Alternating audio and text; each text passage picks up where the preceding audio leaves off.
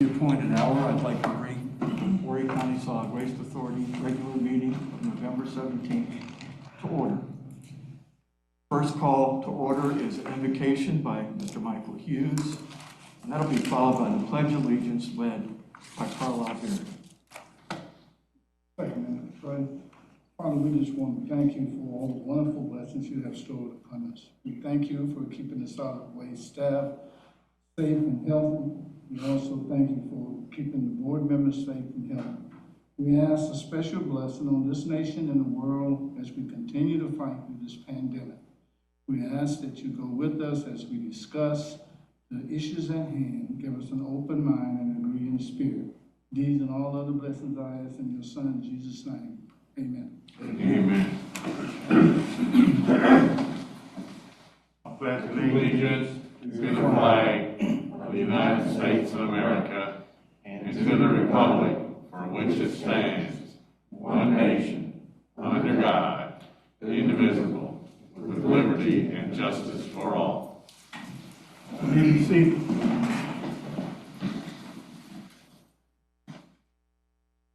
I'm going to ask if there's anyone to make a motion to approve tonight's agenda.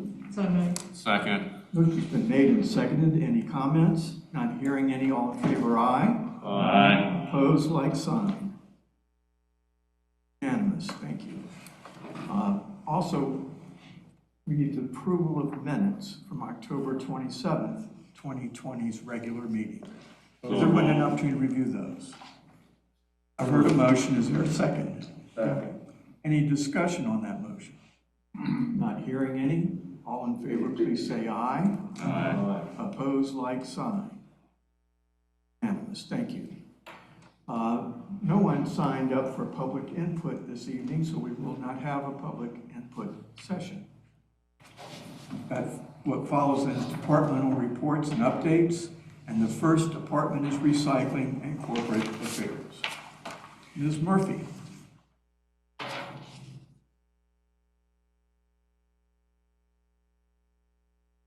You have the podium. Thank you. Thank you. My report begins on page 20. And begin with an update on our Talking Trash campaign for the 2021 school year. I let you know last month that we had advertised the RFP seeking a partner for this abbreviated Talking Trash campaign. We did interview and receive presentations from iHeartRadio as well as WBTW and MIM Media. We reviewed them thoroughly and determined that WBTW and MIM Media offered the best overall proposal. And they have since been awarded the program for this year. We will begin kickoff notifications next month, and the program will officially start on January 4th. Try not to do it over the weekend. But we're excited, they're excited. We've worked with WBTW and MIM independently before, but not as a team. So we're excited about what this is going to bring for the school year. The next update is on our America Recycles Day event that was held here last Thursday. We held an event which was similar to one we held a couple of years ago, where we gave free compost bins to anyone who came by to visit us that day. We had 40 bins available to give away, and these were bins that were bought for a grant years ago. So we were basically clearing out our inventory. Unfortunately, it rained some that day. We got over 2 inches here. Of course, that didn't stop our staff from being outside ready to meet and greet people. 24 people came by. So, rain or shine, we have events, and we consider that a successful event, especially with the amount of rain that we had on the property. Next, Caught Green-Handed for the month of October. Mr. Billy Harrison from the Ketchuptown community was caught recycling at the Ketchuptown Recycling Center. That particular day, we were also delivering our new signs. So you'll see it in the picture with him. That's not where the sign is at right now, it's next to the compactor, but it looks good in the picture, so. But he was excited about being recognized and, as always, excited about his prize pack. That's actually all I have. Well, one reminder, our December board meeting is on Thursday, December the 10th at 1 p.m. And that's all I have unless. I want to commend you again on the Watch Out Wednesday programs. They've been terrific. And please keep that up. But especially proud to see the one on our loads. We need to be careful when we're going to our convenience centers. Be careful about the loads that we're carrying. Make sure we're not littering the road to our convenience centers. Thank you. Thank you. And thank the staff, please. That's a good looking sign. It is a good one, sign in. Yes, Mr. Carl? You said we had 40 compost bins to give away, and we gave out 24? We have about 24 that day. We've probably given out about 5 since then, but we Okay. still have a few left. Yes, okay. All right. You made one. Board members do not get things, Carla. I don't think it would fit in the trunk of my car.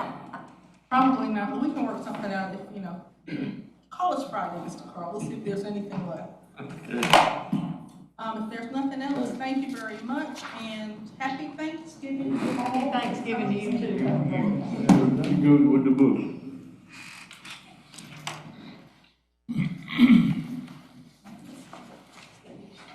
Good afternoon.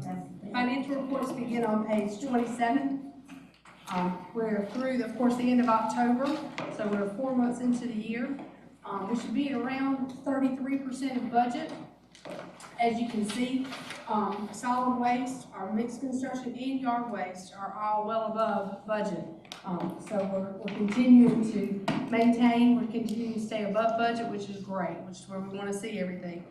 As you can see, the recyclable sales as well at 36.4% of budget. So again, they're doing, saying well ahead of budget as well.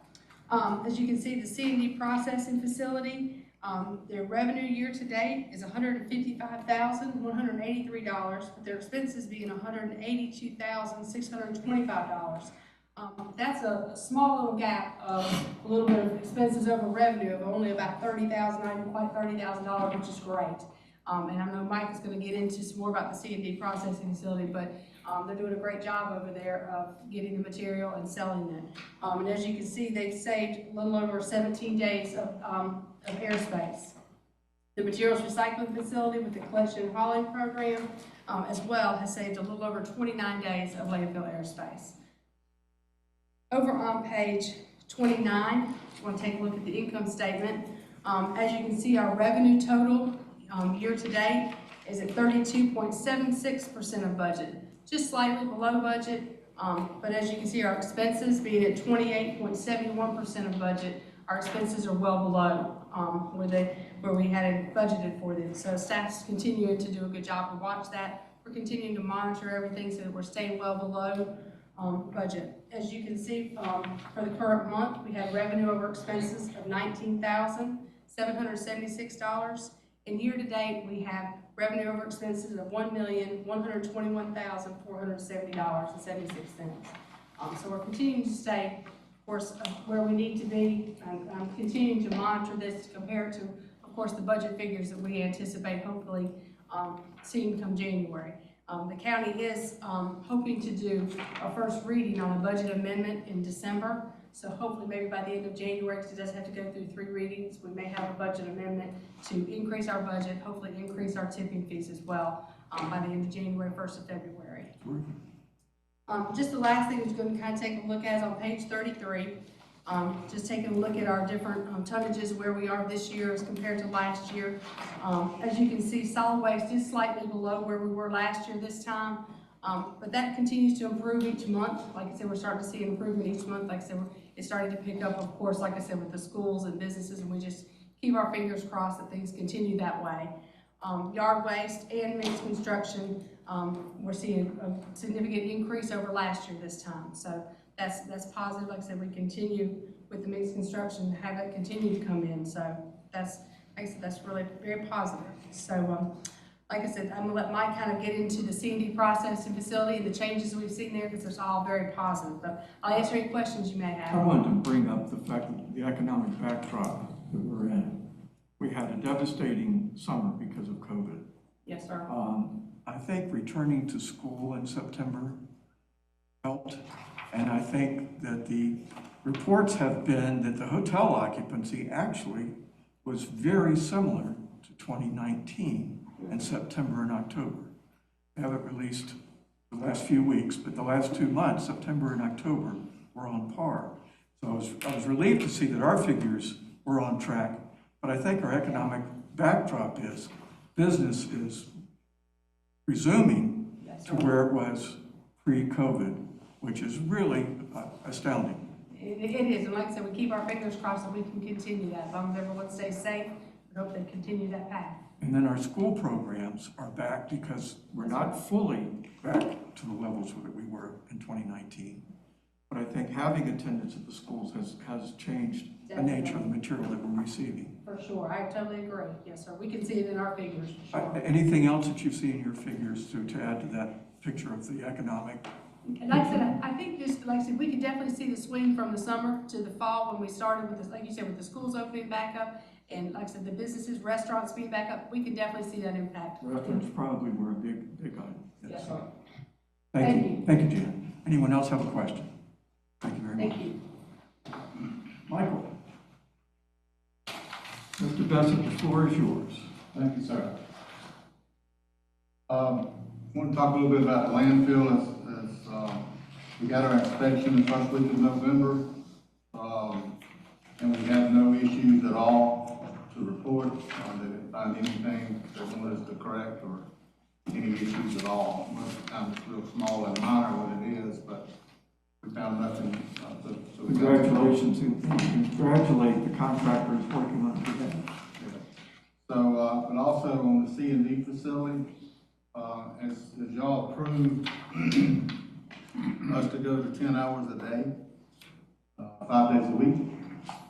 And our goal was to do about 24,000 tons a year from the current, average of about 1,200 tons a month. So I did some, changes in the facility. The way it's operating, I'm still on 8 hours a day, not going to 10. And we've got the lady at the scale house that's sending material over there. We went from a little over 1,000 tons in the month of September to over 2,100 tons going over there in the month of November. The redirecting is really making an impact. I meant the month of October. It's really going real good, and we're processing it. The pad's not full. And we're sending stuff over there that needs to be done. And I'm still holding it down to 8 hours. I'm still meeting my goal of 24,000 tons. So we still got the ability, because y'all gave us the ability to go to 10. If we need to, we'll do it. But I thought if I could compress everything and still hold it at 8, we'd be better off than all. And the truckers, they're not reluctant to go there. It's not like they just weren't aware that they needed to. No, they knew that they could go over there, they just didn't go. Now they don't have a choice. They told them where to go. But the C&D facility is doing excellent, and our recycling rate is staying right up to where it was before. So we're definitely seeing those. Our MRF, our tonnage is a little bit up, about a little over 1,000 tons versus last year. So recycling is doing good at the MRF. Our cardboard prices, we've seen an uptick in prices. Our cardboard prices has gone up almost $20 a ton compared to the prior month. And our mixed paper prices have gone from almost up by $25 a ton. So we see an increase in prices as we do this. So we're definitely seeing a positive in pricing. We've got a lot of new customers that's bidding. Some of those customers are buying, and with those, we're always searching for new customers and trying to get new people. And what we found that a guy will be with one company and he'll go to a brand new company and then he's calling and he's giving a higher price. So as the people move around within the market, it's getting us more and more customers, which I think is an excellent thing for us. We need to have that. There's a lot tonight. Our driver of the month is Derek Belton with GFL, which used to be Waste Industries. He is a single guy, and the landfill guy's picked him out for driver of the month. So we want to thank him for being a good customer. Any questions? Great report. Glad to see that our volume is increasing and the prices are changing. Yeah, we can definitely, we're definitely working on the C&D factory. We were closing, in the C&D, we were closing down to do mulch, to color mulch, because mulch is selling, it's that time of year, everybody's freshening up before the holidays, we're selling mulch rapidly, but we don't get out anymore to do that. That's 4 hours, 2 or 3 times a week, that we had to shut down and do mulch. We figured out a way to do it without shutting down. Did you do any additional canvassing to find these additional bidders? Because that's outstanding to find. We're all searching for different bidders. They, a lot of times, they just email into the info@solidwasteauthority.org, and then people hear about us, and especially if we go to conferences. We got We the haven't had that advantage the last year. we got the Murph Summit for the next 2 days is virtual, and I'll be on that for the next 2 days. That we'll find people on that. Excellent, excellent. Thank you, man. I appreciate you working on the C&D and coming up with innovative new ideas to do that, as well as saving the money to do that, because in a year's time, that makes a big difference. Thank you. Good job. Mr. Knight. Thank you, Mr. Chairman. Page 56. We have waived some tipping fees this month. Macedonia AME Church in Little River Neck, Pastor Mildred Watson sent us a letter of request from a couple that had some problem with their home, Mr. Jimmy and Archibald Edge. Talked with their son numerous times, and we were able to waive the tipping fees based on our policy, and we put a copy of the policy in the book. If you really weren't familiar with it, we have $10,000 each year that we can waive, but certain guidelines they have to meet. And I think it's a great program. This is the second one we've done in the last short while. One was on Highway 57 that Spokes of Hope. I guess that's where I first met the group of Spokes of Hope, on that project on Highway 57. And that lady's house was hit by a tornado, and I think it's been completed now, and it's completed. Yeah.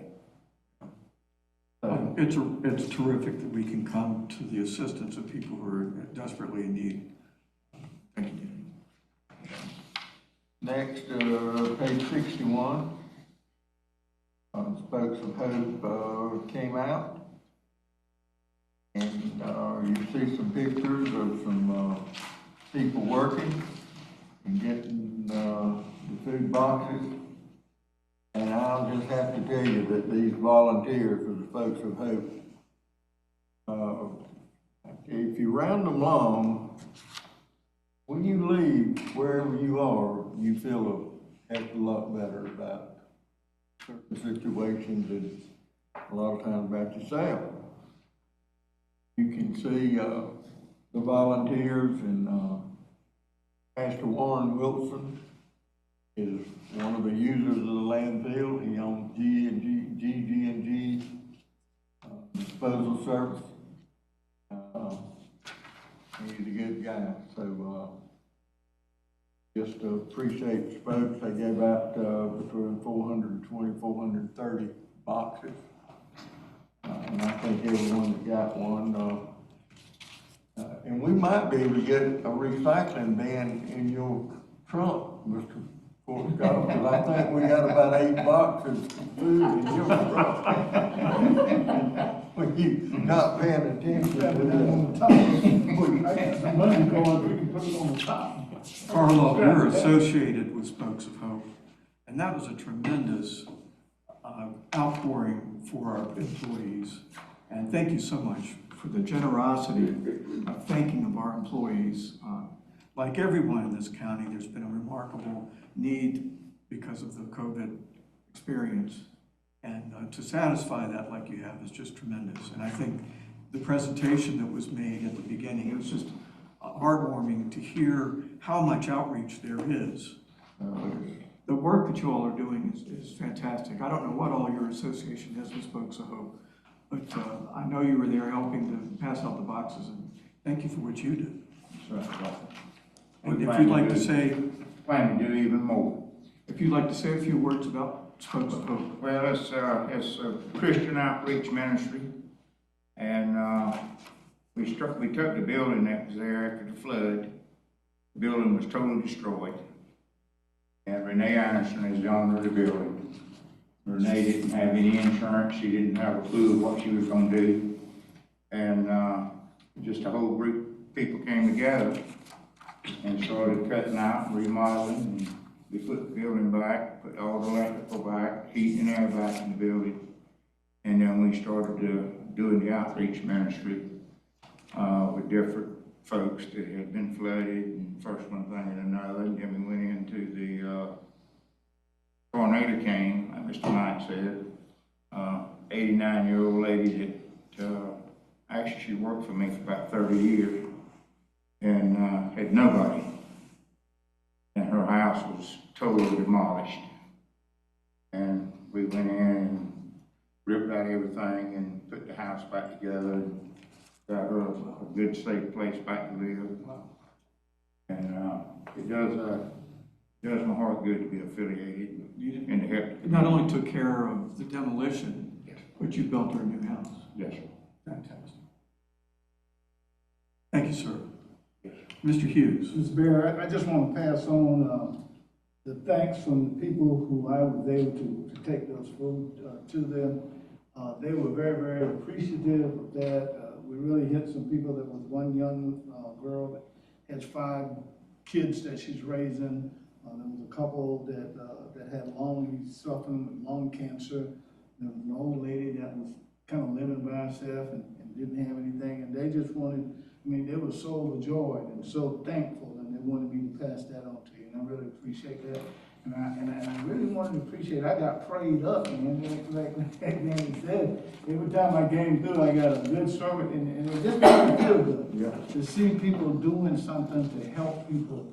And I really commend you on what you're doing. And if there's anything that I can ever do to be involved in help, please let me know. Thanks, sir. Hope is there, but this is the embodiment of hope that you do. Thank you. Mr. Chairman. I'd like to follow up on Mr. Hughes' comments. Nanette called me earlier in the week and told me that they're having this food giveaway, and my first question is, well, I probably know 1 or 2 families that, I can give the food to. She said, oh, this is for you. Well, okay, so I put on my calendar to show up, and I was about ready to leave the house, and Esther calls and reminds me that, truck's out here, and I said, well, I got on my calendar, I'm on my way. And I show up, and it's probably towards the end of the activity, and the first thing is some fellow noticed my license plate on the front of my car, and he felt sorry for me, and because the football game that were anticipated on Saturday, and so I opened the trunk, and they put 1 box in. Meanwhile, I'm in a circle praying with these guys, and they're praying for the football game and everything else. And by the way, we did win, which was a national upset. So, Mr. Berry, thanks so much for not only the food but the prayers.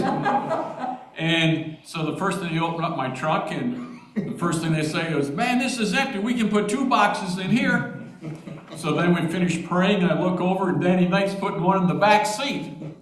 Well, fortunately, I found 2 neighbors that are in need, unemployed, and et cetera, and things like that, and the one lady opened the box up, and she was so happy just because there was a gallon of milk in there, and she needed the milk, whatever else. So in addition to the prayers, the food was well received by my neighbors, and it was a great activity, and it was absolutely wonderful. I'm glad to participate, deliver it.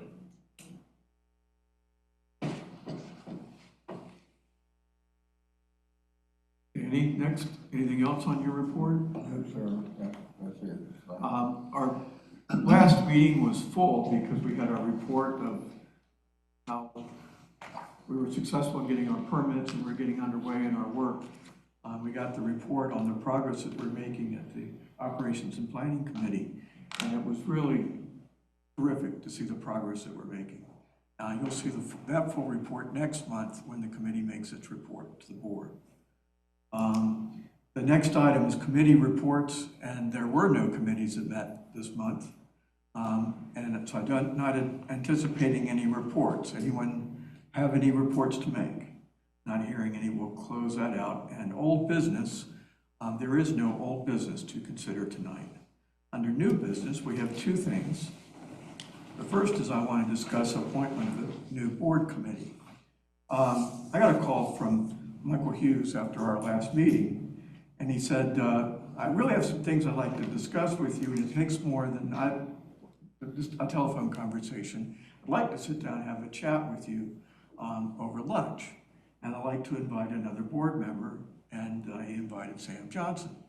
Sam and Michael and I met for lunch last Friday, and had a conversation, and it really was terrific to hear their comments. We heard previously from Michael Hughes that he's concerned about the lack of diversity in our staff. And staff had been responsive to that. We did initiate that just in September, so it hasn't been a whole long time since we began that. But Mike was saying, you know, the board needs to look at this and the board can make its own commitment to go over and above what staff is doing. And we discussed it, and then Sam chimed in with some concerns he had. He spoke up previously that he's concerned that we might be meeting the letter of the law of the federal FLSA, the Federal Labor and Standards Act, but he believes that we're missing the mission of it, that we have hires who work for contracted help, who work for others, but for all intents and purposes, they work for us. And they may not be meeting the full intent of the law. That was a concern that he had brought up. And in the conversation, we also came up with a third additional concern, and I don't remember, I believe it was Sam who brought this up, but we do not have a succession plan. We don't have a succession plan if Danny were incapacitated for any reason and we need an interim director, and we don't have a plan for what happens at the end of his contract.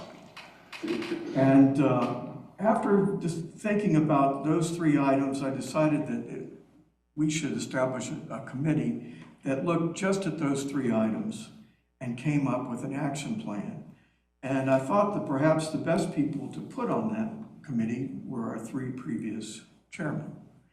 And each of them, Michael Hughes, Pam Creech, and Norfleet Jones, accepted the nomination to be on the committee. And I asked Norfleet if he would chair this committee.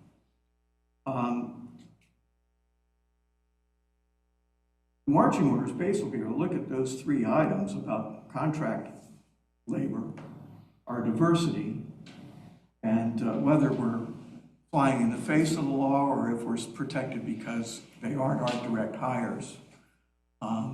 And then I want to add a fourth one, which is fairness in contracting, because as Mike Bessett mentioned in our operations and planning meeting, we're going to have a lot of construction activity over the next 3 years. And I'd like the committee to look at our contracting work and make sure that it's fair. I'm going to let the committee meet and determine its own pace, its own objectives, and delivery of each piece doesn't have to wait till the whole is complete. It can make interim reports as they feel they're ready to report. So I wanted to make that public at this meeting, that this appointment is appointed as of tonight, and the chairman will take it from here and determine when they will meet, how often, and the work to come from this committee. But I thought after that discussion that it was worthy of our consideration and that we put our own effort into it and not just rely on staff's recommendations. I want to ask Michael Hughes if he'd like to add anything to that report. No, I think you did good. I think one of the reasons, when I first mentioned Sam, I think that kind of threw him off. But the reason I thought that Sam would be a good member for just to sit down and have a conversation, because if all you remember, Sam was probably one of the first people who first came up with maybe we need to look at our hiring practices and people that we're dealing with over at the MERC and that kinds of things. And so I thought that he needed to be in with that. And the other thing is, I thought that he was the youngest person on the staff, which means from a minority standpoint, as well as dealing with minorities and stuff, he grew up in a different environment than most of us. We came from a different environment. We have opinions that we will hang on to and we'll take them to the grave with us no matter what. He came up in a different area. And the other reason I invited Sam was because he's a businessman. He hires people. He deals with contracts. He employs people. So he would have a general idea about that. And the fourth reason I invited Sam, I wanted people to understand who Sam was. Because I think this board did have some misconceptions about how he reacts. And I think he reacts that way because he's excited. Sometimes I do that as well. Because when my voice changes and my demeanor changes, people think that I'm upset. I'm really not. It's just that I have a passion for what I'm talking about. And I think he acts that way. And I think that was a good thing for Bo to be able to see, so that we understand the dynamics of each person on the board. Everybody has their own dynamics. Mr. Jones says very little, but he's very intense. He knows everything that's going on. You know, Mr. Barry says very little, but he's very intense and very, very knowledgeable. So you have to look at the dynamics of what's going on, and that was the reason. And I think we had a very good service, and I think we came up with some good points that will be good and help. My thing is to make the solid waste the best it can be. I'm not a political guru. In fact, Pam and I spent some time talking today with some political gurus, and that's not my thing. I'm really not into politics. What I'm in is to the citizens of Horry County and what we can leave best for them. And so that was my reason, but I do think it gave us a real eye-opening of who is and what we bring to the board as individuals. And I think he has a lot to offer, and that was one of the reasons I invited him, and I appreciate it coming. And I appreciate you taking the time to talk with it. And as I told you, I brought it to the chairman because I think it's a rule of thumb that you follow the order of change. I don't think that it would have been right for me just to go sit down and talk to Danny. I could have, but I think it was better to have you understand where I was coming from, where Sam was coming from, and then you handle it as the chair of the board, and then we're all on the same page. Well, thank you for that invitation. I think it was a terrific discussion. Sam, would you like to share your response? I just thank both of you gentlemen for taking the time, and all of us sitting down and getting some ideas out on the table. I think there were some good ideas. Me and Michael didn't fuss at each other. We had a good, quiet conversation. But like Mr. Michael said, I am relatively young compared to y'all. I don't have nearly experience in dealing in a public atmosphere. I did teach school for some years, but I got out of that, and now I do own my own business. Most of the time things go my way when I own my own business. So, and I told them this too, even when I go in meetings now, I go in SCDOT meetings and big meetings, and there'll be 15, 20 people there, and we're talking about $1 million projects. I normally start out and I tell them before the meeting, I say, listen, if my voice elevates, I'm not holding no hard feelings. It is what it is. I've been like that since I was a little boy. I took many spankings over it. So, voice elevates, don't know why, wish I could change it. But, as long as I ain't cussing, there ain't no hard feelings. So, just remember that. And I'll work on it. I told them I would, but, and I think me and Norfleet and me and Mr. Hughes have had conversations after the meetings, and all of us, we're pretty much on the same page. And, when you believe in something, sometimes you become passionate, and some people is able to do that differently than others, so I appreciate it. And I appreciate the invite to the meeting, Mr. Hughes. Appreciate time taken. Mr. Eisen, I appreciate you bringing it up this afternoon, and maybe we can, look at these issues and see what we can do, if we can do anything. And this being roundtable discussion, is there any discussion about the committee? Do any of you have any suggestions about any additional items that they might consider?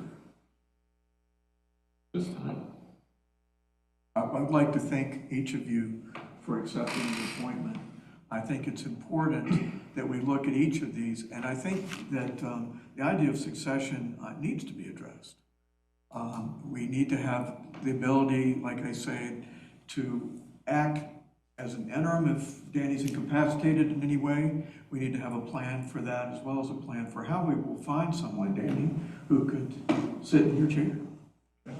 We need a plan for that. And what we talked about, to elaborate a little bit on what Bo, and I don't know how much I know Michael was available, but I think my main concern there was, having a rubric, having the game plan. What type of person do we want? What type of education does he need to have? How much experience? Just some qualifications, simple qualifications. Because I know, I wasn't involved in it, but I know y'all said last time it was a challenge to find somebody for what we needed, and we was looking at hiring people from Colorado and everybody else, just like Mr. Bo said, in our little lunch meeting, this isn't a job for the week. This isn't a job coming from outside. They got to know a little bit about politics and know a little bit about Horry County and our lifestyle. So we, SWA does a good job of writing contracts and doing all this stuff, kind of preparing for the future. And this is an opportunity we can prepare for the legacy of the SWA just by making sure we have the qualifications set for our next person to lead us. Thank you, Sam, and I think no one knows that rubric better than Mr. Jones, which is why I asked him if he would chair this committee, because he's been in that slot. I appreciate it, and I'm honored that you asked me, and I would ask Ms. Hughes and Ms. Creech for a moment of time when the meeting's over, just to see when we can sort of get together. But Ms. Creech was not here, but I was the chair when we were trying to hire Danny. We started out with Danny on the committee. And till you've been in that dance, you don't have any conception of what a narrow, specialized field it is within itself.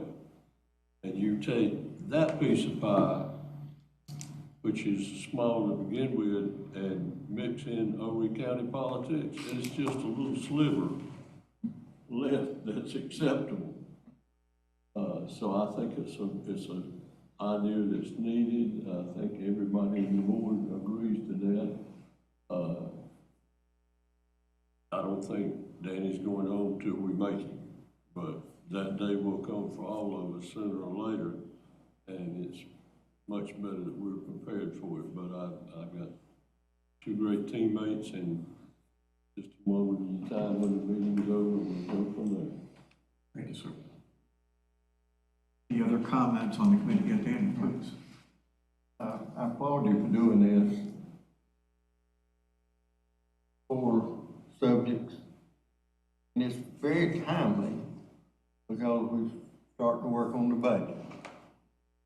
And a couple of these issues are budget concerns, and we'll have to take a look, and there's many ways that we can approach each one of these things. And I think everybody will be kind of somewhat surprised on what we have done in the hiring side since our first meeting. and the steps we have gone through, and the hurdles that we have, leaped over some and drug through some, but, I look forward with the committee and, we'll start putting some information together and timing everything, and Well, we'll be ready. to back up and put a little bit about what Mr. Hughes and I kind of presented to Bo is things have changed a lot in the last 6, 8, 10 months. Kind of in a different time period, with hiring practices, with racial diversity and all that. I know I told Mr. Hughes we had to let our mechanic go. He'd been with us for 10 years. We let him go the same day or the day before we met, I think, because of some issues and some verbiage. So, committee, when y'all get together, you look at our hiring practices, let's make sure we take into effect what's going on in the day's time, what all we got going on, make sure we meet those challenges. The mechanics is a challenge. I face the challenges on shortage of police, fire, EMS, and you had to do certain things. Having done the mechanics, the time, it's changed in the mechanical work. Used to, you had a snap-on roll toolbox and you could get it done. Now, if you ain't got a computer that you can hook into cars, or trucks, or Caterpillars, or Bulldozer, or whatever, it's a different world, and they can just about name their price. And then the private side, you can kind of go with that, but on the governmental side, you kind of locked in specifics and raise one salary up to get somebody you think's great, and before long, that salary is dominoed through the whole workplace. So it's a challenge. But They're a temperamental crowd too, aren't they? yeah, somewhat demanding, and but I understand what you're saying, and it is a different world we now find ourselves in. Thank you, gentlemen. I'll close the discussion on the appointment of the new committee, and again, thank the members who were willing to serve. And we're still in new business and roundtable discussion. Does anyone have a new item they'd like to bring up for discussion here? Not hearing any. That brings us to the end of our agenda. Is there any other item that needs to come to our attention? For my agreement with Mr. Bo and Mr. Hughes, I'll refrain from making any comment during new comments. It was refreshing to understand you a little bit better, Sam. Sam says he doesn't come prepared to do battle. It just sounds like it sometimes. And if we know any ways to help him with that. So when I recognize you, Sam, take a breath, count to 10, and then bring up your Well, voice. just do like Mr. Norfleet told, just do like Mr. Norfleet did last time. All right, we beat that dead horse to death, move on. There won't be no hard feelings. We talked and shook hands afterward. I won't have no hard feelings. You tell me to be quiet, move on. Won't be the first time. So either one of them. Is there a motion for adjournment? So moved. Motion's been made and heard. Thank you very much for your participation tonight and your service.